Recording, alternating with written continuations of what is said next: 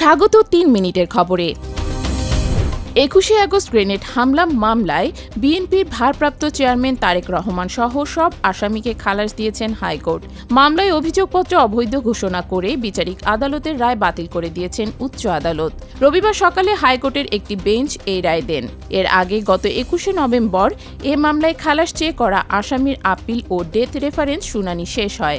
২০১৮ সালে ১০ October grenade হামলা মামলায় সাবেক স্বরাষ্ট্র প্রতিমন্ত্রী লুৎফুজ্জামান বাবর ও বিএনপি নেতা আব্দুস সালাম পিন্টু সহ ১৯ জনকে মৃত্যুদণ্ড দেন বিচারিক আদালত।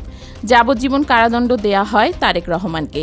২০০৪ সালের ২১শে আগস্ট রাজধানী বঙ্গবন্ধু এভিনিউয়ে আওয়ামী লীগের সমাবেশে গ্রেনেড হামলায় নিহত হন ২৪ জন, আহত হন ৪ শতাধিক মানুষ। বিগত আওয়ামী লীগ সরকারের ১৫ বছরে বাংলাদেশ থেকে প্রতি বছর গড়ে প্রায় ১৬ বিলিয়ন মার্কিন ডলার অবৈধভাবে পাচার হয়েছে। অর্থনীতির শ্বেতপত্র প্রণয়নে গঠিত কমিটি ৩ মাসে যে অনুসন্ধান প্রতিবেদন দিয়েছেন সেখানে উঠে এসেছে এই তথ্য। রবিবার প্রধান উপদেষ্টা অধ্যাপক মোহাম্মদ ইউনূসের কাছে এই রিপোর্ট হস্তান্তর করেন কমিটির প্রধান দেবপ্রিয় ভট্টাচার্য। কমিটি জানায়, শেখ হাসিনা শাসনামলে দুর্নীতি, লুণ্ঠন এবং ভয়ঙ্কর রকমের আর্থিক কারচুপির যে চিত্র রিপোর্টে পাওয়া গেছে তা আতঙ্কিত হওয়ার মতো।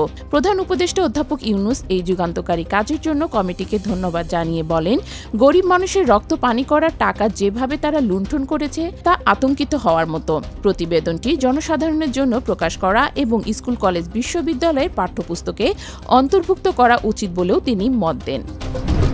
নওগাঁর মান্দায় আত্রাই নদীর তীরে সরকারি জমি বন্দোবস্ত নিয়ে চাষাবাদ করতেন ভূমিহীনরা, কিন্তু এই জমি এখন ভূমিদস্যুরা জবরদখলের চেষ্টা করছে, এমন অভিযোগ এনে মানববন্ধন করছে ভূমিহীন পরিবারগুলো। রবিবার সকালে মান্দার কসব ইউনিয়নের উত্তর চকবালু গ্রামে নদীর তীরবর্তী এলাকায় এই মানববন্ধন হয়। বক্তারা বলেন, বহু বছর ধরে এখানে ৯ একর জমি ৫৪ জন ভূমিহীন চাষাবাদ করে আসছেন, যেখানে ধান ও রবি শস্য উৎপাদন হয়। তারা ভূমিদস্যুদের হাত থেকে নদী তীরবর্তী জমি রক্ষায় সরকারের দৃষ্টি আকর্ষণ করেন।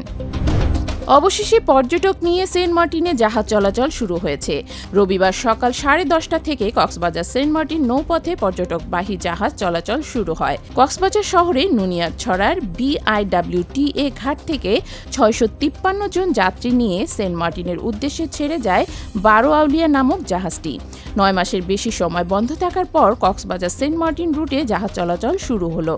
সম্প্রতি নাফ নদীতে ডুবোচর জেগে ওঠায় নাব্যতা সংকট এবং মিয়ানমার সীমান্তে গোলাগুলির কারণে নিরাপত্তার অভাবে আপাতত টেকনাফ থেকে জাহাজ চলাচলের অনুমতি দেয়া হচ্ছে না।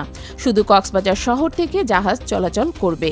সম্প্রতি সরকার সেন্ট মার্টিনে পর্যটক নিয়ন্ত্রণে বেশ কিছু নির্দেশনা জারি করেছে, যা ক্ষোভ তৈরি করেছে সেন্ট মার্টিনের সাধারণ মানুষ এবং সেখানকার পর্যটন ব্যবসায়ীদের মধ্যে। ঘূর্ণিঝড় ফিনজালের প্রভাবে শ্রীলঙ্কায় ১৫ জন এবং ভারতে এ পর্যন্ত ৩ জনের মৃত্যুর খবর পাওয়া গেছে। ঝড়ের প্রভাবে ভারতের তামিলনাড়ু ও পুদুচেরিতে ভারী বৃষ্টি হচ্ছে।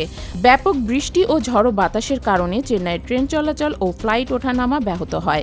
রবিবার ভোর ৪টা পর্যন্ত চেন্নাই বিমানবন্দরে সব ফ্লাইট স্থগিত ছিল। তামিলনাড়ু রাজ্যের স্কুল, কলেজ বন্ধ ঘোষণা করা হয়। নিরাপদে সরিয়ে নেওয়া হয় বহু মানুষকে। শনিবার রাত 11টার দিকে ঘূর্ণিঝড় ফিনজাল স্থলভাগে আঘাত হানে। এরই মধ্যে ঘূর্ণিঝড়টি দুর্বল হয়ে লঘুচাপে পরিণত হয়েছে বলে জানিয়েছে ভারতীয় আবহাওয়া বিভাগ। এতক্ষণ সাথে থাকার জন্য ধন্যবাদ।